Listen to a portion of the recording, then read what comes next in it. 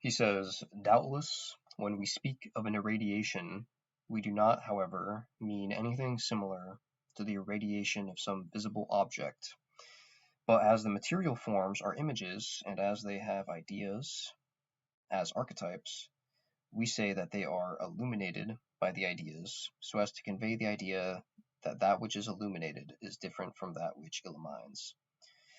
Now, however, to express ourselves more exactly, we shall have to enforce that the idea is not locally separated from matter, and does not reflect itself therein as some object does in water. Let me see, I think he has another thing. I should have notes in the margins here. It's actually, it's definitely, okay, here it is. The example of the sun and the rays. I'm just going to read what I have underlined here.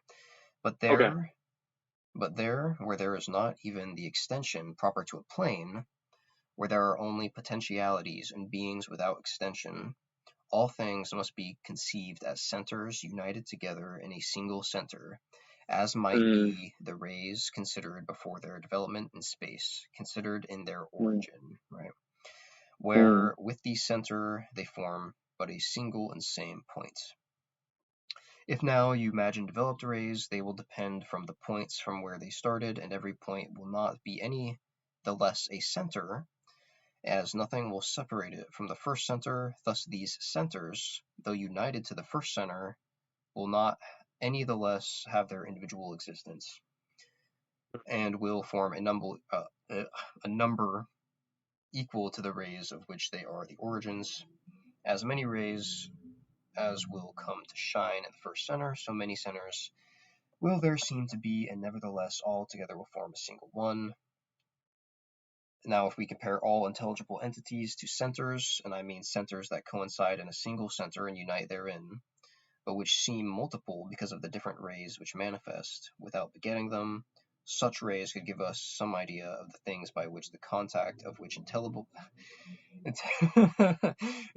being seems to be manifold present everywhere. I just laughed because it's like, sometimes I realize while I'm reading that, like, the way it's, I mean, it's been like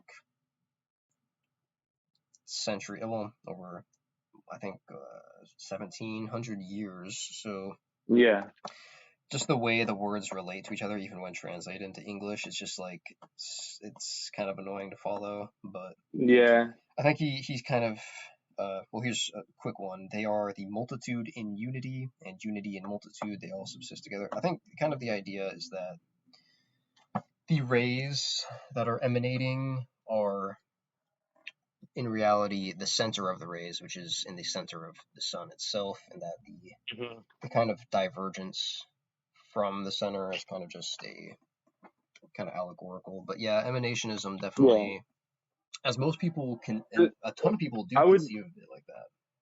Yeah, Or I in the would also negative way. say a lot of it, there's like a meme out there that's like it's like looking at all the different allegories for God, and first it's a wheel, and then it's like a spoken word. So you do have to sort of imagine like the closest thing they had that could, like the closest image that they had that could represent this, this relationship between God and reality.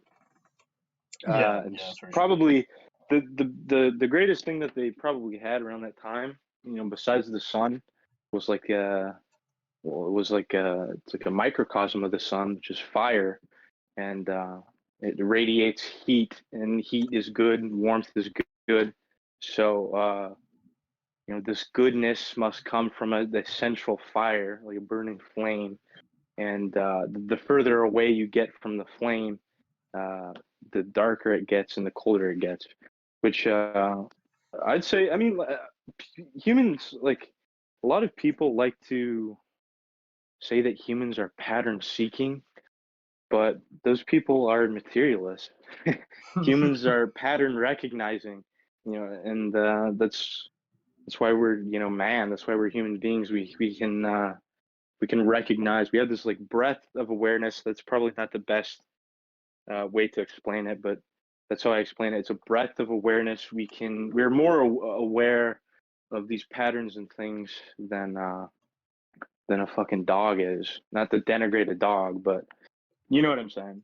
Yeah, it's because That's why we can know God better and identify with that. right, because when you see patterns, what you're basically seeing is self-reference, and I mean, what a pattern kind of is that kind of self-reference. I mean, it is indication it's of a the ray. system. It's the rays that extend from the center. My fucking lighter isn't working. But a lot of people do see the emanationist model, especially they do arm that the sun analogy, and they see it as an actual ontological distance from the one, which is just totally false. Just like by and large doesn't make sense. You can't if your one is one, then there cannot be any gradation that would of it. imply that would imply that there's something other than the one that you get closer proximity to as you descend from the one. Yeah, if you have gradation, that's the same thing as partial privation, which would always necessitate some kind of duality. And a lot of people do actually.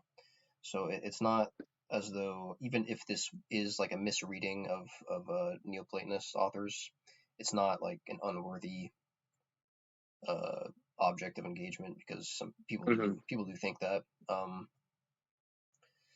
But it's probably true that they didn't believe it themselves, or maybe some of them did. I'm not entirely sure, but